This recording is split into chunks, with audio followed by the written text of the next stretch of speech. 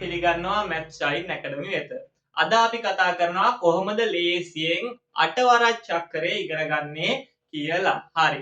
අපි වැඩි කතා නැතුව කොහොමද අටවරක් චක්‍රය ලේසියෙන් ඉගෙන ගන්නේ කියලා බලමු. ඕම් බලාගන්න. අපි මෙතනින් පටන් ගන්න කීයෙන්ද? බිංදුවෙන්. බිංදුවෙන් පටන් අරන් යනවා 1 2 3 4. ඉලක්කම් කීයද? 5යි. 5ක් ආවට පස්සේ මෙතන නැවතිච්ච එකෙම පටන් ගන්නවා. 4 5 6 7 8.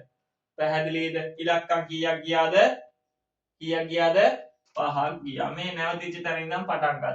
පැහැදිලිද? මේ බිංදුව 1 2 3 4 4 5 6 7 8. පැහැදිලිද?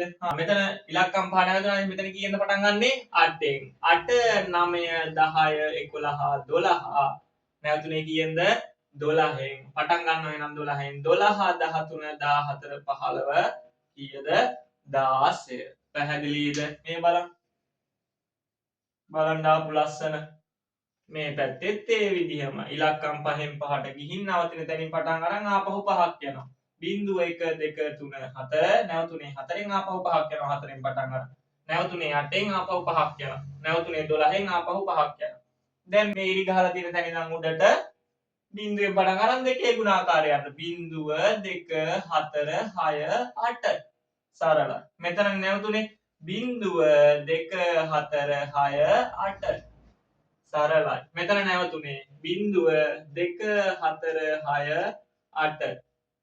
මෙතනින් නැවතුනේ බිංදුව 2 4 6 8. බලන්න චක්‍රය ඕන විදිහට අපිට ඕන තරමක් හදාගන්න පුළුවන්. මේ 8 වරක් 1 8යි. 8 වරක් 2 16යි. 8 වරක් 3 කීයද? 24යි.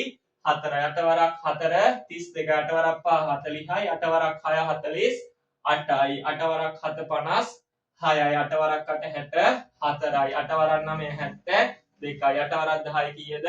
80යි. මේ බලන්න මේ පැත්ත ඉඳන් මේ පැත්තට ගියා. උඩ ඉඳන් යටට ආවා. යට ඉඳන් උඩට ගියා. මේ 8 වරක් 11 88යි. 8 වරක් 12 96යි. 8 වරක් 13 104යි. 8 වරක් 14 112යි. 8 වරක් 15 120යි. 8 වරක් 16 128යි. 8 වරක් 17 136යි. 8 වරක් 18 144යි. 8 වරක් 19 152යි. 8 වරක් 20 160යි. මේ විදිහට අපිට පුළුවන් 8 වරක් චක්‍රය ලේසියෙන්ම ඉගෙන ගන්න. අමාරු දෙයක් කරේ නෑ. බිංදුවේ ඉඳන් පටන් අරන් ඉලක්කම් 5ක් ගියා. නවතිච්ච තැන ඉඳන් ආපහු 5ක් ගියා. මේ නැවතුනේ 8ෙන් ආපහු 5ක් ගියා. මෙන්න නැවතුනේ 12ෙන් ආපහු ගියා 5. ඊළඟ එක පටන් ගන්න කීයෙන්ද?